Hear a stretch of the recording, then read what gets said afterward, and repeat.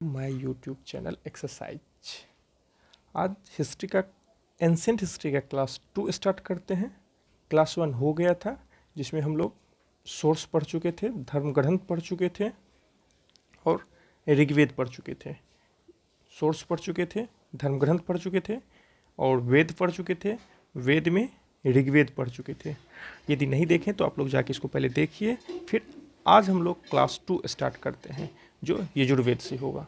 यजुर्वेद को 2 भागों में बांटा गया, एक कृष्ण यजुर्वेद, दूसरा शुक्ल यजुर्वेद। कृष्ण यजुर्वेद गद्य भाग में होता है और शुक्ल जो होता है वो पद में होता है। यजुर्वेद कर्म कांड प्रधान है, ये गद्य और पद दोनों में होता है। इसमें यज्ञों का नियम, विधि विधान, सारा चीज का विवरण किया गया है।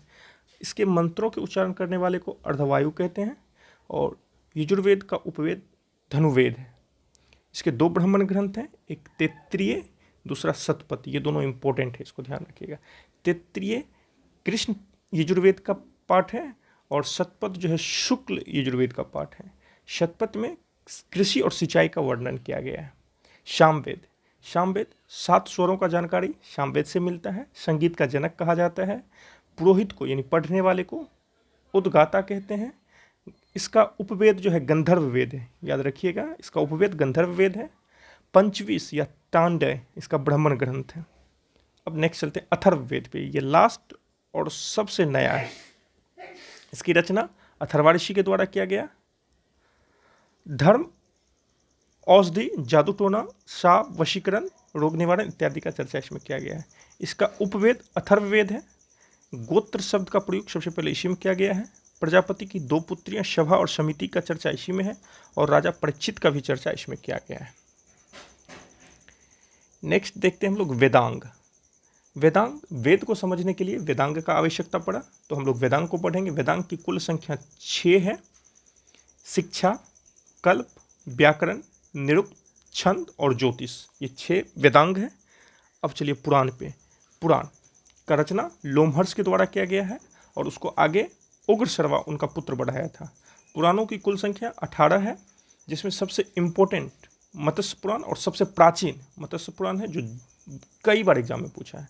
मत्स्य पुराण सातवाहन वंश की जानकारी प्रदान करता है। विष्णु पुराण मोर वंश का जानकारी करता है और वायु पुराण गुप्त वंश का। जैसे वायु को रिलेट कर लीजिए गुप्त से तो गुप्त वंश हो गया, विष्णु मोर वंश से और मत्स्य पुराण सातवाहन वंश से। अब चलिए उपनिषद। उपनिषद का अर्थ होता है पास बैठना, यानी किसी भी चीज़ को पास बैठ के अध्ययन करना या ज्ञान प्राप्त करना, उसको उपनिषद कहते हैं। इसकी कुल संख्या 118 है और प्रामाणिक उपनिषद 12 है। मुंडोक उपनिषद में हम लोग सत्यमेव जयते को पढ़ें और उस मुंडोक उपनिषद से ही सत्यमेव जयते को लिया गया है। और सबसे बड़ा उपनिषद की बात करेंगे तो बृहत कार्णयो उपनिषद है, बृहत कार्णयो उपनिषद। अब चलिए स्मृति की बात करते हैं। तो स्मृति, मनुस्मृति जो सबसे प्राचीन स्मृति है और प्रामाणिक भी है। इसकी रचना 200 ईसा पूर्व में किया गया है। मनुस्मृति में शुंग काल का जानकारी मिलता है और शुंग काल का मानक ग्रंथ माना गया है। और नारद स्मृति में गुप्त काल का, नारद स्मृति में किस चीज़ का? गुप्त काल का। अब नेक्स्ट टॉपिक है षट दर्शन। षट दर्शन, इसकी संख्या 6 है, ये बहुत ही इंपॉर्टेंट है। पतंजलि का योग दर्शन, कपिल का संख्या दर्शन, गौतम का न्याय दर्शन, बद्रायन का उत्तर मीमांसा, जैमिनी का पूर्व मीमांसा और कनाद का वैशिक दर्शन। रामायण की रचना महर्षि वाल्मीकि जी के द्वारा किया गया। महाभारत महर्षि व्यास जी के द्वारा।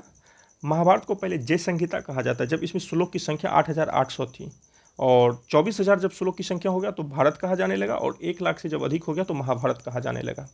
यहाँ तक ब्राह्मण उत्तर साहित्य, ब्राह्मण साहित्य पढ़े।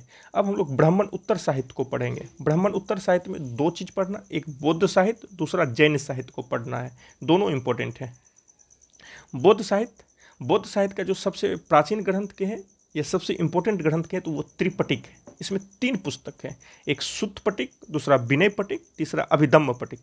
सुत्त पटिक बहुत ज़्यादा इंपॉर्टेंट। इसमें महात्मा बुद्ध का धार्मिक विचार और उनका जो भी इम्पोर्टेंट मुख से निकला हुआ वाणी है उनका संग्रह किया गया है, उपदेश है, उनको संग्रह किया गया है। सुत्त पटिक को बौद्ध धर्म का इंसाइक्लोपीडिया कहा जाता है। विनय पटिक क्या है? विनय पटिक में बौद्ध धर्म अपनाने वाले जितने भी भिक्षुक हैं उनका क्या दिनचर्या होगा, क्या डिसिप्लिन होगा, क्या अनुशासन होगा, उसका जिक्र किया गया है। और अभिधम्म पट्टिक में बौद्ध धर्म के दार्शनिक जितने भी हैं उनका व्याख्या किया गया है। अब अगला पुस्तक देखते हैं, जातक। जातक में भी जो है बौद्ध धर्म के पूर्व जन्म की, बुद्ध के पूर्व जन्म की कहानियाँ संग्रह किया गया है। दीपवंश में सिंगल द्वीप का इतिहास है। महावंश में मगध की राजाओं की सूची है। और अंगुत्तर निकाय में महाजनपद यानी 16 महाजनपद जो था उसका चर्चा किया गया है। मिलिंद पिन्नो क्या है? यूनानी राजा मिनांडर और नागसेन का वार्तालाप का जिक्र किया गया है। नागसेन कौन थे? नागसेन बौद्ध भिक्षुक थे। ये बहुत बार पूछा गया एग्जाम में। नागसेन कौन थे? नागसेन बौद्ध भिक्षुक थे। और मिलिंद पिन्नो क्या है? तो मिलिंद पिन्नो मिनांडर और नागसेन के बीच का वार्तालाप है। हीनयान, बौद्ध धर्म 2 भाग में बटा हुआ था, एक महायान, दूसरा हीनयान। तो हीनयान का जो इम्पोर्टेंट बुक है, प्रमुख पुस्तक है, वो कथा वस्तु है। और कथा वस्तु में किसका जिक्र किया गया है? बुद्ध के जीवन चरित्र का। अब चलिए जैन साहित्य में सबसे इम्पोर्टेंट पुस्तक एक है, वो है आगम। आगम में 12 अंग है, 12 उपांग है, 10 प्रकरण है और 6 छंद है। तो आज हम लोग जो है ब्राह्मण उत्तर साहित्य और ब्राह्मण साहित्य को ख़त्म किए। कल हम लोग नेक्स्ट फिर से इम्पोर्टेंट बुक लेके आएंगे, एंशिएंट हिस्ट्री का जो सोर्स वाला है। यदि आप लोगों को वीडियो अच्छा लगता है तो आप लोग लाइक कीजिए, सब्सक्राइब कीजिए और